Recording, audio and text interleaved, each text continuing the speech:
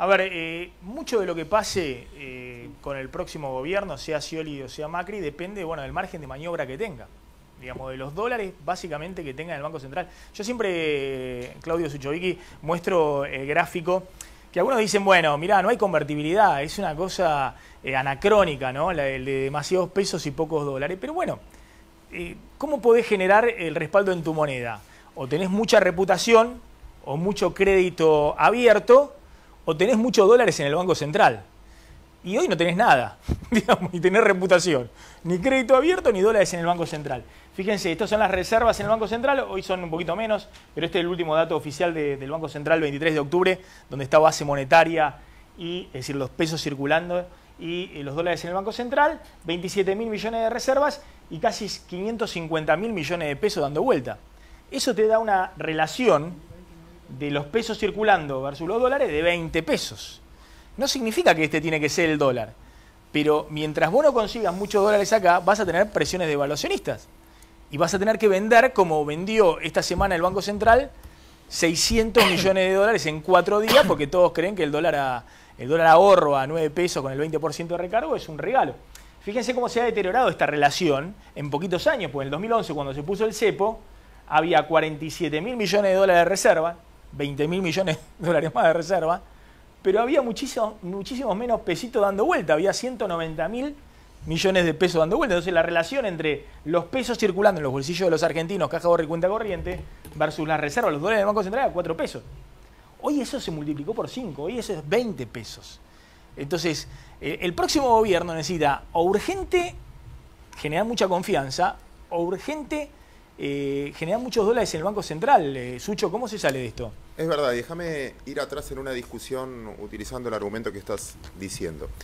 Una vez me enseñaron que uno generalmente en la vida no tiene la facilidad de elegir entre dos cosas buenas. Ahí sería buenísimo. O elegir entre una cosa buena y una cosa mala. La decisión sería facilísima. Muchas veces uno está en problemas cuando tiene que decidir precisamente entre dos cosas buenas o entre dos cosas malas. Y ahí tiene que tomar una decisión. Ojalá todo fuese esto es bueno y esto es malo, entonces sería fácil elegir. Dicho esto, vamos al revés. No hablemos de devaluación por un tiempo. Hablemos de pesos. Ahí vos tenés la base monetaria en el gráfico muy interesante. 546.000 millones de pesos que están dando vuelta. El Banco Central tiene 337.000 millones de pesos en Lebacs y está pagando una tasa de interés del 30% anual. Quiere decir que el año que viene, más o menos en marzo o mayo, la masa monetaria, los pesos que están dando vuelta en la calle, ahí lo tenés que pagar un 30% más. O sea, vas a tener que emitir 100.000 millones de pesos más como mínimo para tratar de sostener eso. Solo para pagar la deuda del Banco Central. Contá que las Lebacs son deuda que emite el Banco Central. Que utilizó para tratar de controlar esos pesos. Pero esos pesos estamos pagando tasa de interés. Tasa de interés que es tan alta que eso también elimina mucho crédito a las pymes o a las pequeñas empresas, porque si un inversor dice, mira, si yo le puedo prestar al Banco Central al 30%, ¿qué tasa te voy a pedir a vos pymes? Salvo que existe un subsidio. Pero sin subsidios no hay préstamos voluntarios para ellas.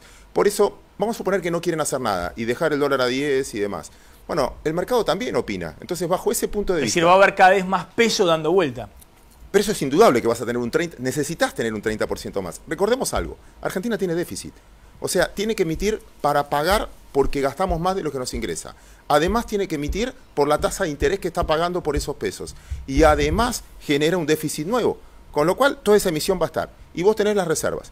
Bueno, bárbaro, los dos candidatos te dicen, hay que engrosar la cantidad de dólares, prometer que van a entrar un montón de dólares para paliar ese gráfico que vos estás viendo, la expectativa de ese gráfico que vos mostrabas antes. Entonces dicen, bueno, bárbaro, voy a tratar de tentar a un montón de inversores, pongan los dólares. Y si no los pusieron ahora a 9.50, ¿por qué los van a poner a 10? ¿Por qué los van a poner a 11? ¿Por qué? En algún punto alguien va a tener que prometer dólares, salvo que te hagan un préstamo. Sí, que pasó eso, y yo también lo miraría con atención, que digan, el que te presta plata, por ejemplo, YPF tomó plata, toma plata en dólares, los dólares se los dan en pesos, y después eso engrosa también la tasa de interés futura. Entonces, no hacer nada también es complicado. A ver, Claudio, hoy tenés 27.000, un poquito menos, 26.500 millones de dólares de reservas, que es más o menos las reservas que tenías hace 9 años. Mira, ahí tenés una linda comparación. En el 2006. Pero en el 2006 tenías dando vuelta en la economía 90.000 millones de pesos. Hoy tenés 550.000 millones de pesos para respaldarlo con los mismos dólares en el Banco Central. Con una economía en crecimiento muy fuerte y la gente quería esos pesos. Ahora, además, hay que sumarle que en los últimos años no estamos creciendo. Por lo tanto, eso también va contra el poder adquisitivo de la gente. No sé, o me pasa a mí solo, pero ya no te alcanza para hacer un montón de cosas, porque bueno, tu salario es uno, hubo inflación, independientemente de la devaluación o no, sí, hubo inflación, y no te alcanza para tanto. Entonces, la sensación térmica es mucho peor porque encima no estás creciendo. A ver, yo te voy siguiendo con estos números. Reservas brutas, 2007-2015... cayeron prácticamente 20.000 millones de Ahí dólares. tenés la diferencia. Es cierto que se pagó deuda con esto también, Sí, o sea señor. que hubo caída también de la deuda en dólares con el exterior. Cambio de acreedor. Sí. Porque es verdad que pagamos a un montón de organismos, pagamos los bodenes y demás, pero al mismo tiempo emitiste deuda interna que la tomó el propio Banco Central, tiene deuda y lo vas a tener en activos, ANSES, Banco Nación. La deuda nominal hoy de la Argentina, si ustedes se meten ahora en MECON, ministeriodeconomía.gov.ar, ahí sale la deuda más o menos actualizada. Argentina debe reconocidas 220.000 millones de dólares. En el 2007 debía 150.000. Debemos menos con respecto al PBI, pero nominalmente debes más. Porque hay mucha deuda intrasector público, es decir, deuda que el Tesoro le debe al Banco Central, le debe al ANSES, al Banco Nación.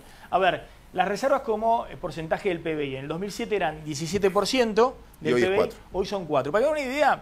Para que tengan una idea, Perú tiene, por ejemplo, en reservas el 36% del PBI.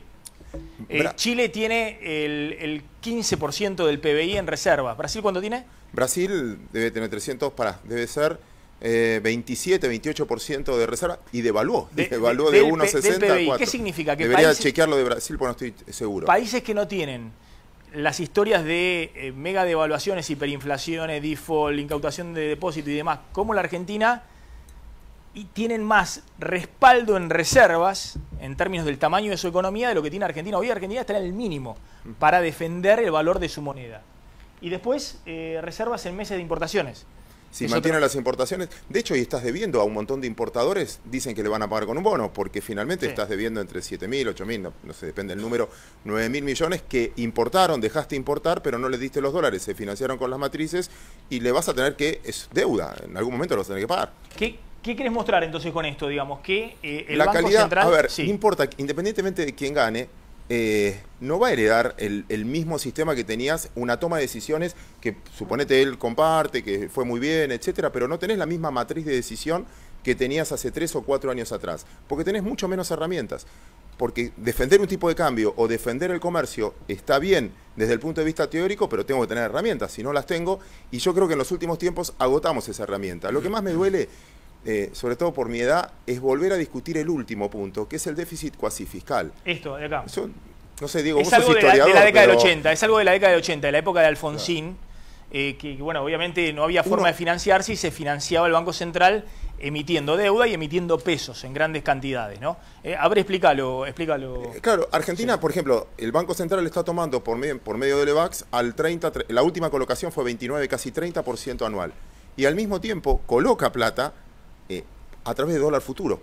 En el ROFEX al 28, 27, con lo cual está generando el financiamiento, la estoy pagando más que el resultado que me da la cartera que estoy administrando. Mira, te lo voy a poner en otros términos. Sé que Sucho me va a permitir esta licencia un poco de los periodistas y no de los periodistas especializados y además con mucha reputación en el mercado financiero. El Banco Central tiene el EVAP por 300.000 millones de pesos.